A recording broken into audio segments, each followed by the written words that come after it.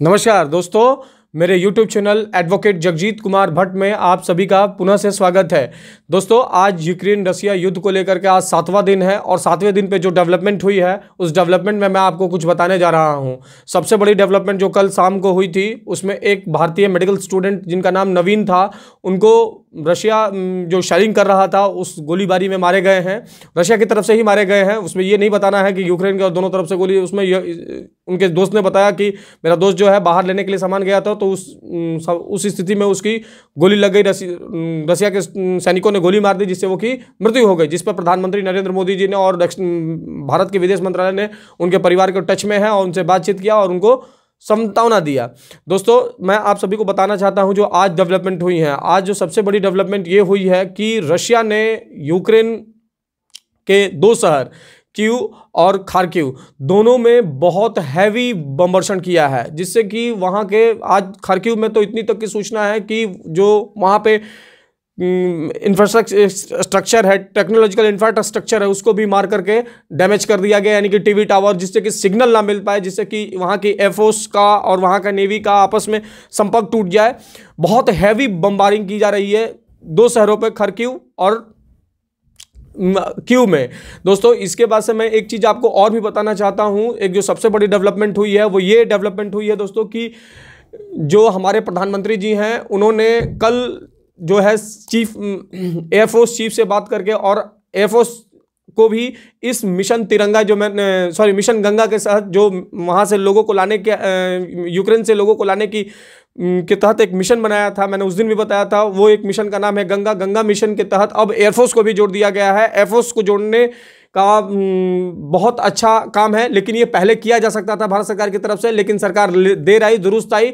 उस पर एक चीज़ और भी ये डेवलपमेंट हुई है कि भारत के 4 मंत्रियों को वहाँ डिप्लॉयमेंट किया जाएगा अनेक सिटीज़ में जो रशिया के जो यूक्रेन के साइड से हैं, जैसे पोलैंड में, चेकोस्लोवाकिया में और रोमानिया में। इन चारों जगह पे 4 मंत्रियों को भी भेजा जा रहा है। सबसे बड़ी चीज़ ये है दोस्तों कि 9,000 स्टूडेंट्स लगभग आ गए हैं, ऐसा भारत सरकार का डेटा कह रहा है। अभी भी लगभग 6,000-7,000 से स्टूडेंट फंसे हुए हैं वहाँ पे, जिसकी प्रक्रिया निकालने की प्रक्रिया चली जा रही है। और इसमें एयरफोर्स का C-17 ग्लोब मास्टर जो एयरक्राफ्ट है वो जाएगा, मालवाहक विमान है वो जा रहा है लाने के लिए और उसका डेवलप शुरू भी हो चुका है। लेकिन सबसे बड़ी बात ये होगी कि लाने में बहुत सारी कठिनाइयों का सामना करना पड़ेगा, क्योंकि रशिया जो है हैवी बॉम्बिंग कर रहा है। तो सवाल ये है कि क्या रशिया जो है भारत के कह देने से भारत इंडियन एयरफोर्स जब वहाँ जाएगी तो वहाँ आखिर स्टूडेंट्स को कैसे रेस्क्यू करेगी, कैसे एवेक्यूएट करेगी, ये सबसे बड़ा प्रश्न चिन्ह होगा। वो तो समय के साथ जो होगा मैं वो डेवलपमेंट बताऊंगा। दोस्तों, उसके बाद एक दूसरी डेवलपमेंट ये हुई है कि कहीं ना कहीं ये जो रशिया पर यूक्रेन ने लगाया है आरोप कि इसको टेररिस्ट स्टेट घोषित कर दिया जाए, तो टेररिस्ट स्टेट को लेकर के भी बहुत सारे हमारे यूक्रेन के जो राष्ट्रपति हैं उन्होंने कहा है कि यूएन से मांग की है, यूएसए से कहा है कि अब रशिया को जो है वो टेररिस्ट स्टेट घोषित कर देना चाहिए। उसके बाद से एक सबसे बड़ी बात मैं आपको सभी को बता रहा हूं दोस्तों कि एक शहर है यूक्रेन का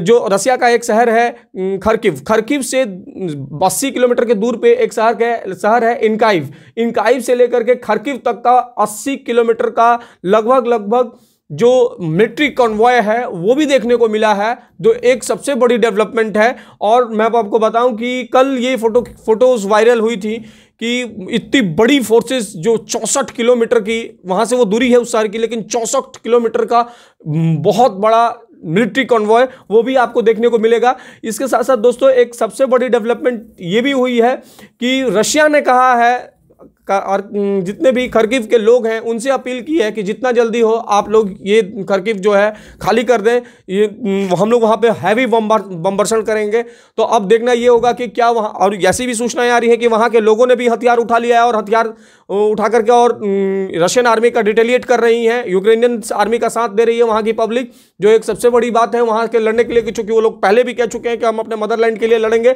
और इसमें एक सबसे बड़ी बात आपको बताने जा रहा हूं कि कल यूक्रेन के राष्ट्रपति ने नेटो से एक मदद मांगी थी। वो मदद ये थी कि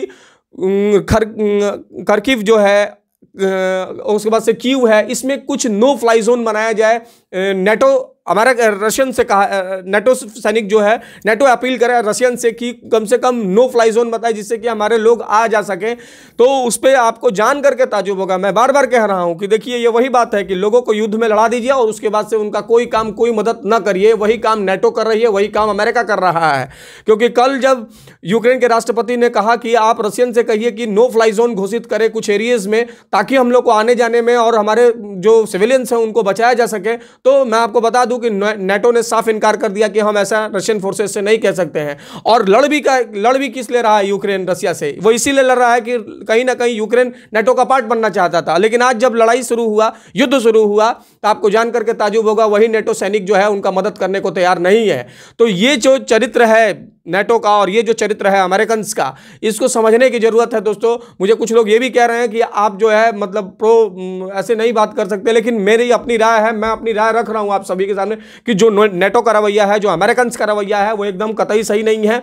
वो ना इधर है ना वो उधर है, वो दोनों को लड़ा करके और हथियार बेचना चाहता है और वो उसमें सफल भी हो चुका है। क्योंकि अंतिम रूप से जो कोई मर रहा है, सिविलियंस मर रहे हैं, और सिविलियंस के मरने का परिणाम ये होगा कि कहीं ना कहीं विश्व में अशांति फैल जाएगी और अशांति फैलाने का दौर जो है अब शुरू हो चुका है, वो आपको देखने को भी मिल रहा होगा। एक सबसे बड़ी डेवलपमेंट दोस्तों ये भी हुई है कि कहीं ना कहीं आपको रशियन फोर्सेस जो है बहुत हैवी बम्बर्सिंग कर रही हैं, जिससे वहां के बहुत सारे सिविलियंस मारे गए हैं। अभी तो 350 ऐसा कल यूक्रेन के राष्ट्रपति ने बताया था और यूक्रेनियन ऑफिशियल्स ने बताया था। लेकिन ये 350 से 3050 होते देरी नहीं लगेगा, क्योंकि बहुत हैवी बॉम्बिंग कर रही है। दोस्तों इसी के साथ धन्यवाद। जो भी डेवलपमेंट होगा वो मैं डेवलपमेंट पे जल्दी ही अपनी बात बताऊंगा। जो भी अपनी राय और कमेंट में दे सकते हैं आप सब। धन्यवाद दोस्तों।